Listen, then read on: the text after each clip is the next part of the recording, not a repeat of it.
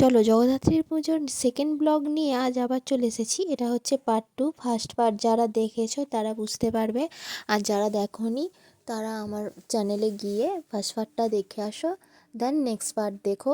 তো যাই হোক, তো ফার্স্ট মানে স্টেশন থেকে নেমে স্টেশনের সামনেই ছিল এই প্যান্ডেলটা। আর আমি তো বলেইছি ফার্স্ট পার্টে যে আমি এই প্রথমবার চন্দননগর এসেছি জগদ্ধাত্রী পুজো দেখার জন্য। মানে আমার লাইফে এই ফার্স্ট, অনেক শুনেছি তো মানে সম্ভব হয়েছে, মানে মা হয়তো চেয়েছেন যে এবছর আমার দেখা হবে বা মায়ের ডাক যেটাকে বলে। তো দেখো ফার্স্টেই এই প্যান্ডেলটাতেই আমরা ফার্স্টেই ঢুকেছি। তো প্যান্ডেলটা রাজবাড়ির কিছু কম বলে মনে হচ্ছে না। আর এই যে প্যান্ডেলের সামনেই মহাদেব বসেছিলেন। মাকে দেখার আগেই মহাদেবকে দেখে মনটা মুগ্ধ হয়ে গেল।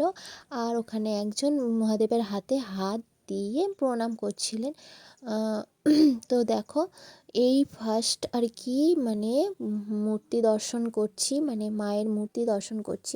আর প্রথমবার জগদ্ধাত্রী পুজোর মা জগদ্ধাত্রীকে এই প্রথম লাইফে প্রথমবার আমি মানে এত বড় ঠাকুর দেখলাম।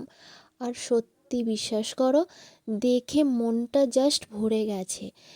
আর মানে এতটাই খুশি হয়েছি যে তোমাদের কি বলবো, যে কষ্ট করে আসাটা আমার সার্থক। কিছুদিন আগেই আমার প্রচণ্ড শরীর খারাপ ছিল। বর বলেছিল যে না যেতে হবে না, কারণ তুমি হয়তো অত হাঁটতে পারবে না বা যেতে পারবে না। কিন্তু আমি বলেছিলাম যে না, আমি ঠিকঠাক চলে যাব, কারণ ঠাকুর দর্শন করার ইচ্ছে বা যেটা ফার্স্ট টাইম লাইফে মানে দেখব সেটা দেখার জন্য প্রচণ্ড এক্সাইটেড ছিলাম। আর যারা আমাদের সঙ্গে গিয়েছিল তারা তো যায়, তারা বলেইছে যে ঠাকুরের মূর্তিগুলোই এরকম হয় বা বড় হয় এরকম কিছু। তো সত্যি বলতে কি, ওদের বলা কথা আর নিজের চোখে দেখা দুটোর মধ্যে এতটাই মানে কি বলবো, ভালো, মানে আমি ভাষায় প্রকাশ করতে পারছি না যে কিভাবে বলবো কথাটা।